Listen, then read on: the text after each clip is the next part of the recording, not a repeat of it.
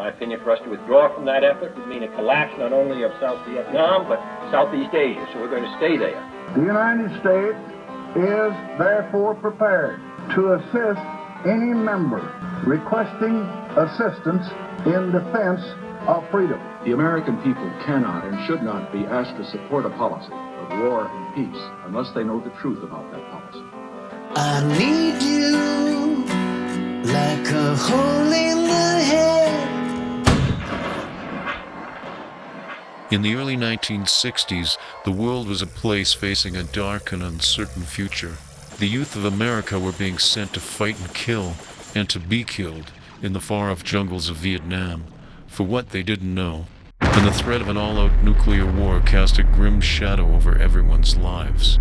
For young people especially, there seemed nothing to hope for, no light at the end of this long black tunnel. The world was desperate for a savior. Ladies and gentlemen, the Beatles!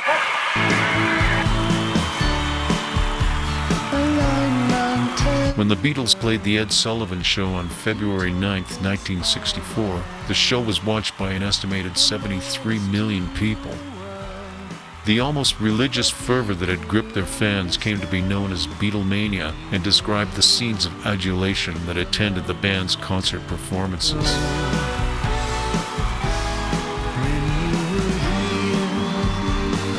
The youth of the world of 1964 had finally found their salvation.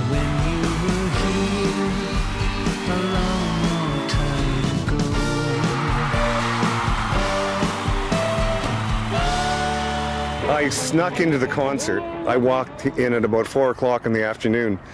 The gates were wide open, so I just crept up into the stands, hid underneath the stands till about 7 o'clock, and then crept down and mixed with the crowd. North Vancouver's David Jennison was just 15 years old when he snuck in to see the Beatles. He ended up in the front row and saw the concert for free. He was also photographed as he leaned on a police officer to take a picture of the Fab Four. When the concert finished, I hitchhiked home. Didn't want to say I was at the concert because it had been a riot, and I didn't want to get in trouble.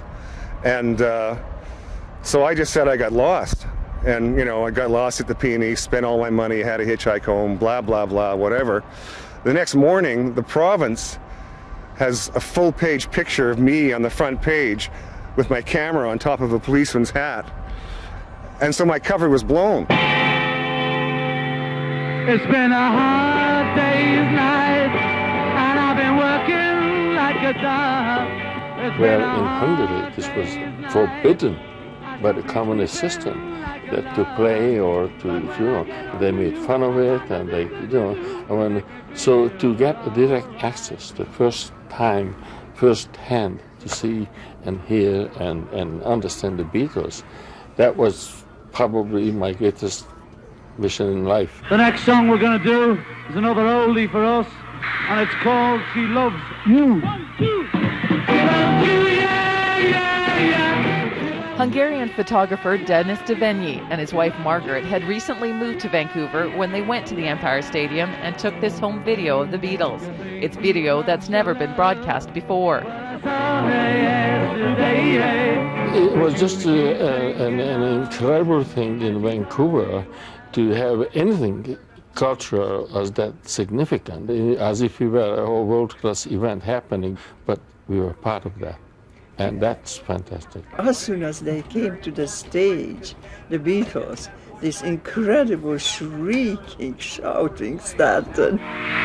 If I fell in love with you, would you promise to be true? It was a time of order, and officials weren't expecting youths to get so out of control. Women were being hurled towards the stage, others were fainting, and after performing 9 songs, local DJ Red Robinson warned the crowd to calm down. There's been 2 kids crushed already. They'll have to cancel the show. The Beatles want to perform for you, but they can't do it. If you don't sit down now, let's sit down. After 22 minutes, the Beatles walked off the stage, and they never came back to BC. It was like seeing the power of a generation come forward for the first time, and the police had no idea what was coming at them. And the desire to see them was so great that as soon as it was like releasing this huge, powerful energy that the police had no way of dealing with. They had no way of knowing it would happen.